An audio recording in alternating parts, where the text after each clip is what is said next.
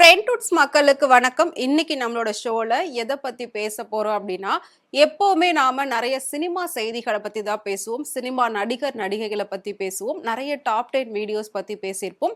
அந்த வகையில இதுவும் ஒரு டாப் வீடியோஸ் அப்படின்னே சொல்லலாம். அதாவது இப்போ இருக்கக்கூடிய உச்சக்கட்ட புகழ் நடிகர்களா நிறைய பேர் இருக்காங்க. அவங்கெல்லாம் இது சினிமாவுல இந்த உச்சக்கட்ட புகழுக்கு வர்றதுக்கு முன்னாடி எப்படி இருந்தாங்க அப்படின்றது நம்ம எல்லாருக்குமே தெரியும். ஒரு சில படங்கள்ல ஒரு சில நடிகர்கள்லாம் பாத்தீங்கன்னா சைடு கேரக்டர் அப்படிலாம் பண்ணியிருப்பாங்க. ஸோ ஒரு சிலர் ஜூனியர் ஆர்டிஸ்டா நடிச்சிருப்பாங்க. பட் இவங்க எல்லாருமே டிவி சீரியல்ல இருந்து தான் சினிமாக்குள்ள வந்திருக்காங்க அப்படின்றது நம்மள எத்தனை பேருக்கு தெரியும்? அதாவது சின்ன திரையில இருந்து வெள்ளி திரையில போனவங்க அப்படின்னாலே நம்மளோட மைண்டுக்கு வர்றது ஃபர்ஸ்ட் சிவகார்த்திகேயன் வருவாங்க. அதுக்கப்புறம் தான் அந்த சேனல்ல இருக்கக்கூடிய இன்னும் ஒரு சில ஆங்கர்ஸ் எல்லாம் வருவாங்க. அந்த வகையில பாக்குறப்போ மாகாப்பாவை சொல்லலாம், ரக்ஷன் சொல்லலாம். சோ இவங்களெல்லாம், அதாவது ஜாக்லின், இவங்களுமே பாத்தீங்கன்னா சின்ன திரையில இருந்து வெள்ளி திரைக்கு வந்தவங்க தான். இருந்தாலும் நம்மளோட மைண்ட்ல இவங்க மட்டும்தான் இருப்பாங்க. ஆனா இன்னைக்கு இருக்கக்கூடிய பல உச்சக்கட்ட புகழ் நடிகர்கள் ஒரு காலகட்டத்துல டிவி சீரியல்ல நடிச்சிருக்காங்க அப்படின்னு சொன்னா அவங்களால நம்ப முடியுமா? இன்னைக்கு நாம பல பேரை பல தலைகள் பேர் வச்சு கொண்டாடிக்கிட்டு இருக்கோம். அதாவது ஒவ்வொருத்தருக்கும் ஒவ்வொரு விதமான பட்ட பெயர் கொடுத்து நாம அவங்கள கொண்டாடிக்கிட்டு இருக்கோம். ஆனா இவங்களே நம்ம ரெகுலரா பார்த்த சீரியல்ல ஒரு சின்ன சின்ன கேரக்டர் தான் பண்ணிருக்காங்க அப்படின்றது கண்டிப்பா நம்மளாலே நம்ப முடியாது. அப்படி யார் யாரெல்லாம் சீரியல்ல இருந்து இப்போ படத்துல மிகப்பெரிய நடிகர்களா இருக்காங்க அப்படின்றதுதான் இந்த வீடியோல நாம பார்க்க போறோம். வாங்க பார்க்கலாம். அதுல நாம ஃபர்ஸ்டா பார்க்க போறது 2 ஹீரோக்கள். இந்த 2 ஹீரோக்களும் இப்போ பெரிய பெரிய படங்கள் பண்ணியிருக்காங்க. கண்டிப்பா இவங்க 2 பேருமே வந்துட்டு பயங்கர ஒரு ஃபெமிலியரான ஃபேஸ், ஃபெமிலியரான ஹீரோஸ் அப்படின்னே சொல்லலாம். ஆனா இவங்க 2 பேரும் சேர்ந்து இதுக்கு முன்னாடி ஒரு நாடகம் நடிச்சிருக்காங்க. 2 பேரும் அண்ணன் தம்பியாவே ஒரு நாடகம் நடிச்சிருக்காங்க.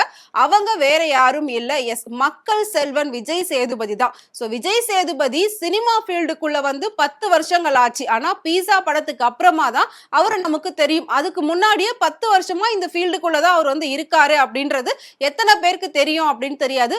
ஒரு சில சின்ன சின்ன படங்கள் கொடுத்திருக்காங்க. ஆனா அதெல்லாம் பெரிய லெவல்ல வெற்றி பெறல.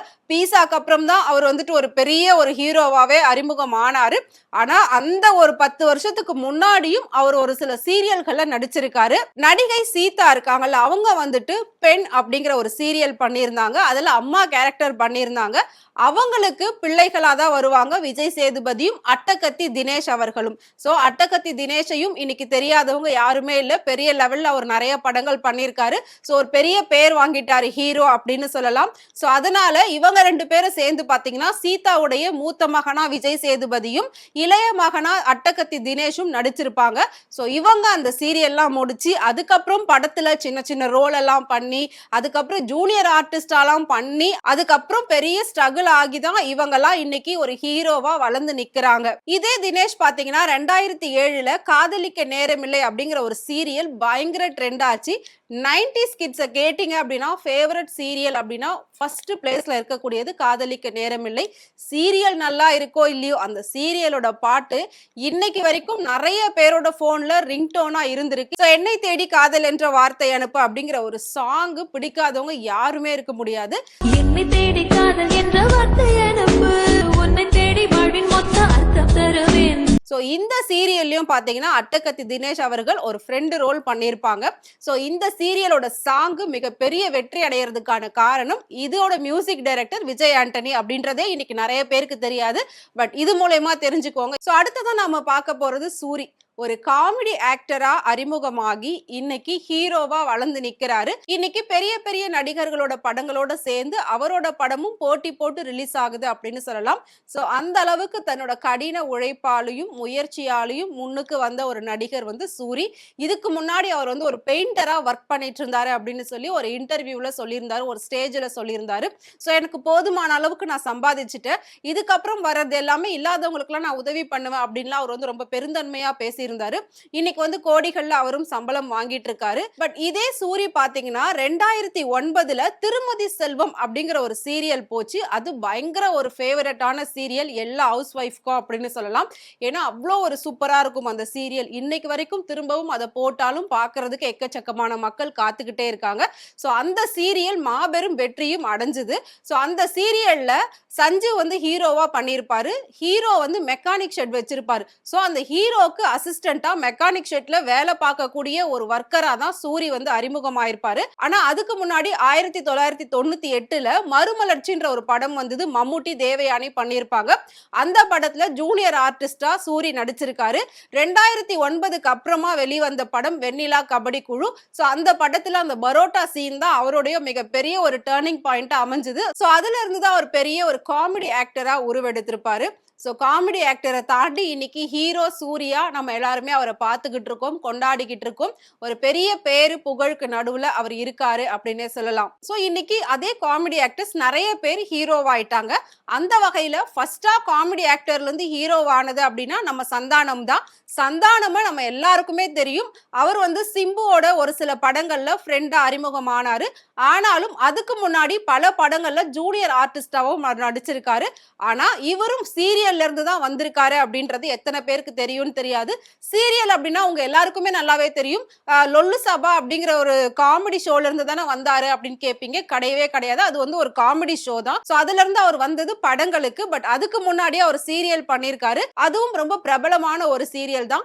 2003ல ராதிகாவுடைய அண்ணாமலை அப்படிங்கிற சீரியலை பார்க்காத பெண்களே இருக்க முடியாது. அவ்வளோ சூப்பரா இருக்கும் ராதிகா அவர்களோட சீரியல் எல்லாமே. சோ அந்த சீரியல்ல சக்தி அப்படிங்கிற ஒரு கேரக்டர் சந்தானம் பண்ணியிருந்தாரு. தீபா வெங்கட்ட லவ் பண்ற மாதிரியான சீன்ஸ் வந்து அவருக்கு வந்திருக்கும். சோ இதுதான் சந்தானத்துக்கு ஃபர்ஸ்ட் வந்து சினிமா எக்ஸ்பீரியன்ஸ் அப்படின்னே சொல்லலாம். அடுத்ததா கண்டிப்பா நீங்க யாருமே எதிர்பார்த்திருக்க மாட்டீங்க. 2000ல வெளிவந்த அலைப்பாயுதே மாதவன். இன்னைக்கு வரைக்கும் அவரோட பேரு அலைப்பாயுதே மாதவன் அப்படின்னு தான் சொல்ல முடியும். ஏன்னா நம்ம அப்படிதான் சொல்லிக்கிட்டு இருக்கோம். அவர் அதுக்கப்புறம் நிறைய படங்கள் நடிச்சாலும் நம்மளோட மனசுல நிக்கிறது அலைப்பாயுதே அப்படிங்கிற அந்த படம் தான். ஆனா அந்த படத்துக்கு அவர் எப்படி வந்தாரு அப்படின்னா, அவர் ஆல்ரெடி பாலிவுட்ல நிறைய சீரியல்ஸ் பண்ணியிருக்காரு. ரொம்ப ஃபேமஸ் ஆனது அப்படின்னு பாத்தீங்கன்னா ஹியூலா அப்படிங்கிற ஒரு சீரியல்ல தான் அவர் வந்து ரொம்பவே ஃபேமஸா அறிமுகமானாரு. அதுல இருந்து தான் அவருக்கு 2000ல அலைப்பாயுதே அப்படிங்கிற அந்த படத்துக்கான வாய்ப்பு வந்தது. பார்க்க ரொம்ப டாமா அழகா சாக்லேட் பாய் மாதிரி இருக்காங்களே அப்படின்னு சொல்லிட்டு தான் அவரை மணிரத்னம் கூப்பிட்டு இந்த படத்துல நடிக்கிறீங்களா அப்படின்னு சொல்லி கேட்கிறப்போ, இல்லங்க எனக்கு படம்லாம் இன்ட்ரெஸ்ட் இல்லை அப்படின்னு அவர் சொல்லியிருக்காரு. பட் இல்ல நீங்க பண்ணுங்க, நான் வந்து ட்ரெயின் பண்றேன் அப்படின்னு சொல்லி ரொம்ப கஷ்டப்பட்டு சம்மதிக்க வச்சுதான் அவர் வந்து அந்த படத்துல நடிச்சிருப்பாரு. சோ ஷாலினி வந்து பயங்கரமான சைல்ட்ஹுட் ஆர்டிஸ்ட். அவங்க சின்ன வயசுல இருந்து நடிச்சுக்கிட்டு இருக்காங்க. அவங்க கூட எப்படிங்க நான் ஈக்குவலா நடிக்க முடியும் அப்படின்னு சொல்லி எல்லாம் மாதவன் கேட்டிருக்காரு. பட் ஓகே உங்களால கண்டிப்பா முடியும், இதை நீங்க தான் பண்றீங்க அப்படின்னு அவர் சொல்லியிருக்காரு. சரி உங்களை நம்பி நான் பண்றேன் அப்படின்னு சொன்ன மாதவன் அந்த படத்துல மாதவன் பெஸ்ட் பெர்ஃபார்மன்ஸை கொடுத்துட்டு அந்த படம் பெரிய லெவல்ல ஹிட் ஆனதுக்கு அப்புறமா கண்டிப்பா என்னாலையும் முடியும், தேங்க்ஸ், இதுக்கப்புறம் நான் அடுத்தடுத்த படங்கள் பண்ண போறேன் அப்படின்னு சொல்லி தான் அடுத்தடுத்த படங்கள்ல கமிட் ஆயிருந்தாரு. சோ ஃபைனலா நாம பார்க்க போறது சியான் விக்ரம் தான். சியான் விக்ரம பொன்னியின் செல்வன் படத்துக்கு அப்புறம் தான் பெரிய லெவல்ல எல்லாருமே கொண்டாடிக்கிட்டு இருக்கோம். அவர் ஆரம்பத்துல இருந்து ஹீரோவா தான் இருக்காரா அப்படின்னு கேட்டா கண்டிப்பா கிடையாது. அவரும் பாத்தீங்கன்னா ஒரு சில சீரியல்ல நடிச்சிருக்காரு. அவரு ஹீரோவா அறிமுகமானது 1990ல என் காதல் கண்மணி அப்படிங்கிற ஒரு படத்துல தான் ஹீரோவா அறிமுகமானாரு. ஆனா அந்த படம் பெரிய லெவல்ல போகாததால அதுக்கப்புறம் ஒரு சில படங்கள் அவர் பண்ணியிருந்தாரு. இருந்தாலும் அதுலலாம் அவருக்கு பெரிய லெவல்ல பேர் வரல. அடுத்ததா 1999ல சேது அப்படிங்கிற ஒரு படம் பண்ணாரு. அதுல இருந்து தான் நடிப்புல மாஸ் அப்படின்னு சொல்லி அடுத்தடுத்த படங்கள், அதாவது காசி, தில்லு, இந்த மாதிரி நிறைய படங்கள் 2 எழுத்தாவே அவருக்கு அமைஞ்சது. 2 எழுத்து பெரிய வெற்றி கொடுக்குது அப்படின்னு சொல்லி அதையே வந்து எல்லா டைரக்டருமே ஃபாலோ பண்ண ஆரம்பிச்சாங்க. அதுக்கப்புறம் ஒவ்வொரு படத்துலயும் தன்னோட தனித்துவமான திறமையை காட்டி காட்டி தான் இன்னைக்கு இவ்வளோ பெரிய ஒரு ஹீரோவா வளர்ந்து நிக்கிறாரு அப்படின்னு சொல்லலாம். அதுக்கு முன்னாடி பாத்தீங்கன்னா 1988ல கலாட்டா குடும்பம் அப்படிங்கிற ஒரு சீரியல்ல விக்ரம் நடிச்சிருக்காரு. சோ அந்த சீரியல் வந்து பெரிய லெவல்ல போகல. ஒரு 7-8 எபிசோட் தான் எடுத்திருப்பாங்க. பட் அதுக்குள்ளவே அதை வந்து முடிஞ்சிருச்சு. அதுக்கப்புறம் தான் அவர் வந்து சினிமாக்குள்ள வந்திருந்தாரு. சோ இந்த மாதிரி ஒவ்வொரு நடிகர்களுடைய பின்புலத்தை எடுத்து பார்த்தோம் அப்படின்னா எல்லாருமே ரொம்ப பேசிக், சின்ன திரையில இருந்து தான் வெள்ளி திரைக்கு இவ்வளவு பெருசா வந்து ஒரு ஸ்டாரா இன்னைக்கு கலக்கிட்டு இருக்காங்க அப்படின்னு சொல்லலாம். இவங்க மட்டும் கிடையாதுங்க, இன்னும் பல பேர் சின்ன திரையில இருந்து தான் வந்திருக்காங்க. இன்னும் குறிப்பா சொல்லணும் அப்படின்னா நடிகர் ஸ்ரீகாந்தும் பாத்தீங்கன்னா சீரியல்ல நடிச்சிருக்காரு.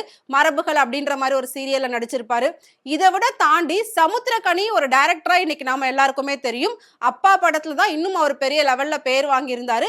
ஆனா அவருமே நிறைய சீரியல்ஸ் பண்ணிருக்காரு அப்படின்றது எத்தனை பேருக்கு தெரியும் தெரியாது. சோ ஆனா அவரும் சீரியல்ஸ் பண்ணிருக்காரு. ராதிகா அவர்களுடைய நாடகம் செல்வி, அரசி, இந்த மாதிரி நாடகங்கள்ல ஒரு மிகப்பெரிய கேரக்டர் ரோலுமே அவர் வந்து பண்ணியிருப்பாரு. சோ அவரும் ஜெயா டிவி, அதுக்கப்புறம் நிறைய சேனல்ஸ்ல பாத்தீங்கன்னா சீரியல்ஸ் பண்ணிருக்காரு, ப்ரோக்ராம்ஸை டைரக்ட் பண்ணிருக்காரு. தங்க வேட்டை அப்படின்ற ஒரு ப்ரோக்ராம் வந்து ரம்யா கிருஷ்ணன் பண்ணி பண்ணியிருப்பாங்க. ஸோ அதுவுமே 90s கிட்ஸ் மத்தியில பெரிய லெவல்ல வந்து ரீச் ஆச்சு. அந்த ப்ரோகிராமோட டைரக்டருமே பார்த்தீங்கன்னா சமுத்திரக்கனி தான். ஆனா சமுத்திரக்கனியுடைய ஃபர்ஸ்ட் சீரியல் அப்படின்னு பார்த்தீங்கன்னா, ரமணி வெர்சஸ் ரமணி அப்படிங்கிற ஒரு சீரியல். அதுல வந்து தேவதர்ஷினி நடிச்சிருப்பாங்க.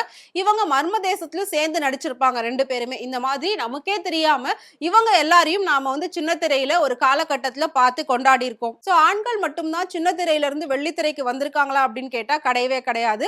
அதுக்கு ஈக்குவலா பெண்களுமே நெறைய சின்ன திரையில இருந்து வெள்ளித்திரைக்கு வந்திருக்காங்க. அதுல பெரிய லெவல்ல பேர் பெற்றவங்க பிரியா பவானி சங்கர்.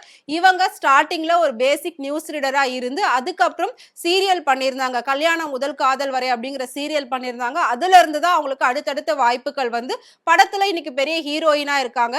அதே மாதிரி வாணி போஜன் அவங்களும் பாத்தீங்கன்னா சீரியல்ஸ்ல இருந்து அதுக்கப்புறமா தான் இன்னைக்கு படத்துல ஹீரோயினா அறிமுகமாயிருக்காங்க.